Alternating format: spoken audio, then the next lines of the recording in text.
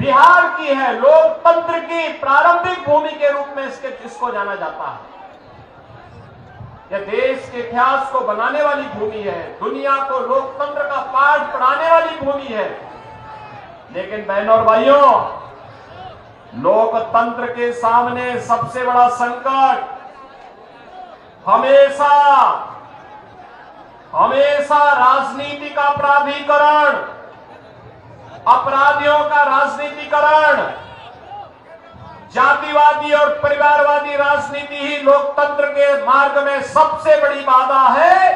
और कल ही भारतीय जनता पार्टी ने मोदी जी के कर कमलों से अपना संकल्प पत्र जारी किया है। संकल्प पत्र में भारतीय जनता पार्टी ने जो बातें कही हैं कि चुनाव जो देश के अंदर 18वीं लोकसभा के लिए लड़ा जा रहा है, ये चुनाव नेशन फर्स्ट बनाम फैमिली फर्स्ट के बीच में होने जा रहा है। आप देखते होंगे भारतीय जनता पार्टी ने अपने संकल्प पत्र में जो बातें कही हैं, आत्मनिर्भर भारत का, विकसित भारत का, भारत को दुनिया के यानी ग्लोबल लीडर के रूप में स्थापित करने वाले भारत का, उस भारत के लिए उन्होंने गरीब कल्याणकारी योजनाओं को मोदी जी ने, भारतीय जनता पार्टी ने आगे भी बढ़ाने की बात कही। आपने 10 वर्ष में बदलते हुए भारत को देखा है। बहनों और भाइयों, इन 10 वर्षों में हमारा भारत बदला है। दुनिया के अंदर भारत को सम्मान मिला है, सम्मान बढ़ा है। आज भारत के पासपोर्ट की कीमत बढ़ी है, भारत की सीमाएं सुरक्षित हुई हैं, भारत के अंदर नक्सलवाद और आतंकवाद की समस्या का समाधान हुआ है। आप जानते होंगे 2019 के पहले जम्मू कश्मीर के अंदर शेष भारत का कोई नागरिक जमीन नहीं खरीद सकता था। आज धारा 370 हटी। ये धारा 370 न केवल आतंकवाद की जड़ थी, बल्कि जम्मू कश्मीर को शेष भारत से अलग करती थी। धारा 370 के खिलाफ श्यामा प्रसाद मुखर्जी जी ने अभियान चलाया था। 1952-53 में उन्होंने कहा था, एक देश में 2 प्रधान, 2 विधान, 2 निशान नहीं चलेंगे। बहनों और भाइयों, 1953 में डॉक्टर श्यामा प्रसाद मुखर्जी शहीद हो गए, कश्मीर के लिए बलिदान हो गए। लेकिन भारतीय जनता पार्टी नारा लगाती थी, जहां हुए बलिदान मुखर्जी, वह कश्मीर हमारा है।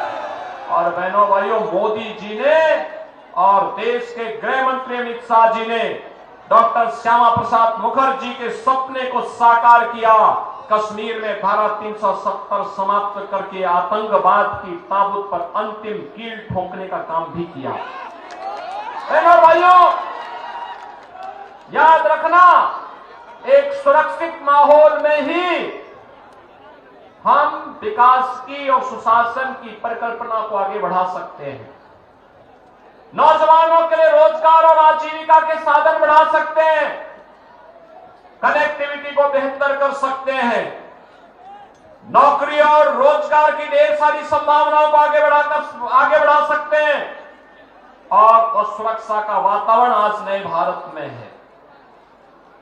आज देश के अंदर विकास के बड़े बड़े कार्य हो रहे हैं, हाईवे बन रहे हैं, रेलवे की बेहतर कनेक्टिविटी बनी है, एयरपोर्ट बन रहे हैं, आईआईटी बन रही है, आईआईएम बन रहे हैं, एम्स बन रहे हैं, 1 डिस्ट्रिक्ट 1 मेडिकल कॉलेज बन रहे हैं, वर्ल्ड क्लास यूनिवर्सिटीज का निर्माण हो रहा है, हर घर नल की योजना साकार हो रही है।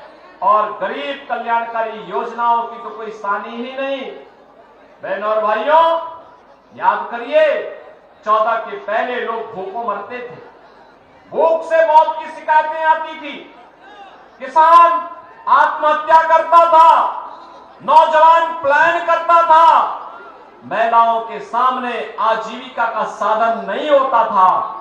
2014 के बाद आपने बदलते हुए भारत को देखा है।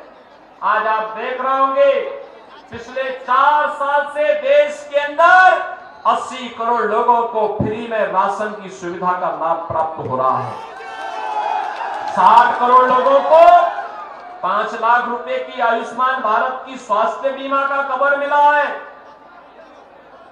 50 करोड़ गरीबों के लिए जनधन अकाउंट खोल करके दिल्ली से आने वाला पैसा उनके अकाउंट में आएगा, इस बात की गारंटी दे दी गई।